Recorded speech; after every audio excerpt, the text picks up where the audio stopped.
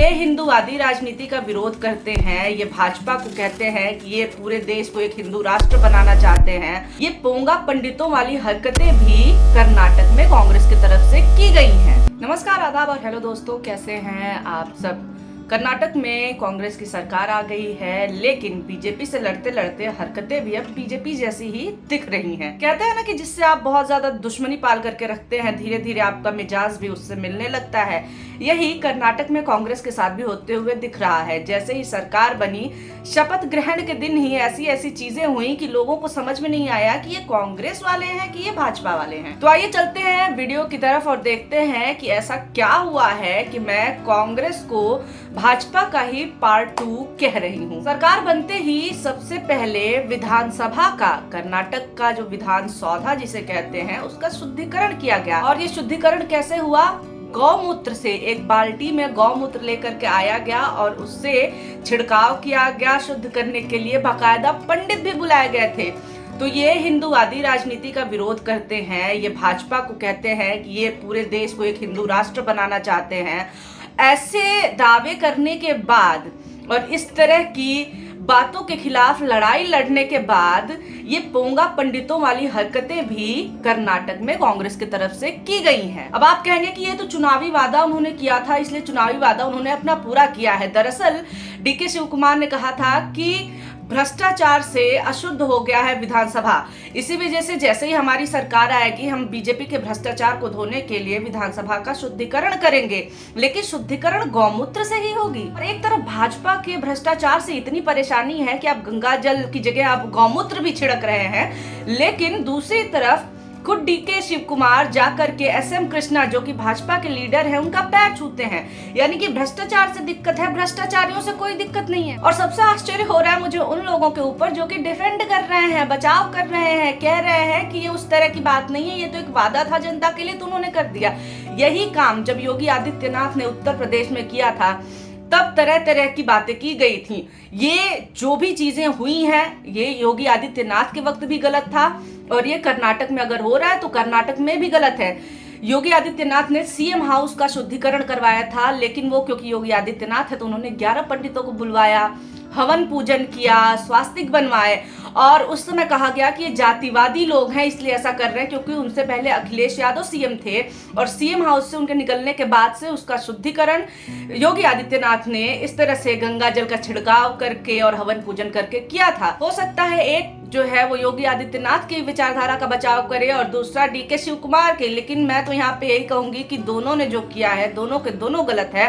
और इस तरह से विधानसभा में, संसद में और जो भी संवैधानिक जगह है, वहां पर किसी भी धर्म से जुड़ी हुई चीजें लेकर के जाना बिल्कुल भी ठीक नहीं है। कर्नाटका में कहा जा रहा था कि फांसीवाद के खिलाफ लड़ाई कांग्रेस जीती है, क्योंकि भाजपा को फांसीवादी विचारधारा का मानते हैं विरोधी जो है। तो ऐसे में उनके जैसा ही काम बिल्कुल आप करके किस तरह से फांसीवाद का विरोध करेंगे। दरअसल हुआ ये कि कर्नाटक में एक टीचर ने सिद्धारमैया की आलोचना करते हुए फेसबुक पोस्ट लिखा।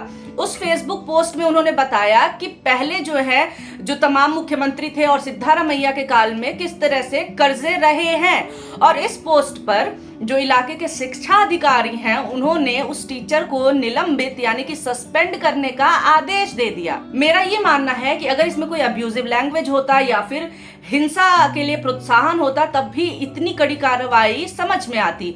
लेकिन राजनीतिक आलोचना पे आप केवल अकाउंट पे ही आपने आलोचना के बाद से कार्रवाई नहीं की, आपने उसकी नौकरी को सस्पेंड कर दिया नौकरी से।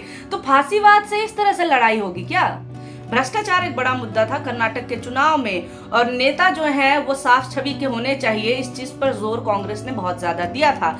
लेकिन जब सरकार बनी और जिन 9 मंत्रियों ने शपथ लिया है, उनमें से सबके ऊपर आपराधिक मामले हैं। उनमें से 4 ने अपने चुनावी पर्चे में भरा था कि उनके ऊपर गंभीर आपराधिक मामले हैं। यानी एक तरफ तो कर्नाटक कांग्रेस को भाजपा के भ्रष्टाचार से और भ्रष्टाचारी नेताओं से इतनी दिक्कत थी कि उन्होंने विधानसभा को गौमूत्र से शुद्ध किया, लेकिन दूसरी तरफ उनके जो मंत्री हैं उनके ऊपर बड़े बड़े आपराधिक मामले लगे हुए हैं। लेकिन मसला वही है कि बहुत आम हो चुका है नेताओं का अपराधी होना। मैं अपने रिपोर्टिंग के दिनों में, जब मैं बिहार से रिपोर्टिंग कर रही थी, मैंने लोगों से बोला कि आपका जो नेता है जिसको आप सपोर्ट कर रहे हैं वो तो अपराधी है ना, उसके ऊपर तो हत्या जैसे मामले हैं। लोगों ने कहा ठीक है अपराधी हैं पर नेता ठीक है। तो ये एक मिजाज है भारतीय जनता का। लेकिन जो लोग मुखिया बने हुए हैं, जो लोग लीडर बन रहे हैं, जो लोग लड़ाई लड़ने की बात कह रहे हैं इन सारी चीजों के खिलाफ, उनको कम से कम मैसेज देने के लिए तो कुछ साफ सुथरी छवि वाले लोगों को सामने रखना चाहिए था। इतना ही नहीं, वीआईपी राजनीति का विरोध करने वाली सरकार आई है और इसमें सारे के सारे मंत्री करोड़पति हैं। आम लोग कहां पर हैं? ऐसे नेता जो कि जमीन से जुड़े हुए हों, ऐसे नेता जो कि करोड़पति ना हो, इतने कोई बड़े बिजनेसमैन ना हो, अपराधी ना हो, ऐसे लोगों को भी तो कैबिनेट में जगह देनी चाहिए थी। यानी कि विरोध करते करते आप अपने विरोधी जैसे ही हो गए हैं। विरोध करते करते आप ही वही सारी चीजें कर रहे हैं जिसका कि आपने सो कॉल्ड पहले विरोध किया था। और ये सारी चीजें ऐसा नहीं है कि बहुत दिनों बाद हुआ है, सरकार के आने के बाद।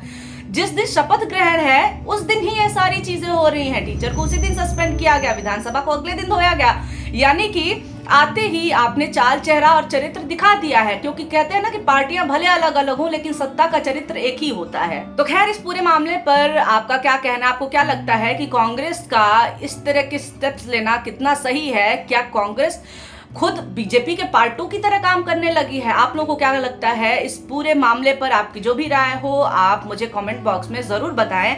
और वीडियो देख लिया है तो लाइक भी कर दें, सब्सक्राइब कर दें। और हाँ, बहुत शुक्रिया, बहुत धन्यवाद ये वीडियो देखने के लिए।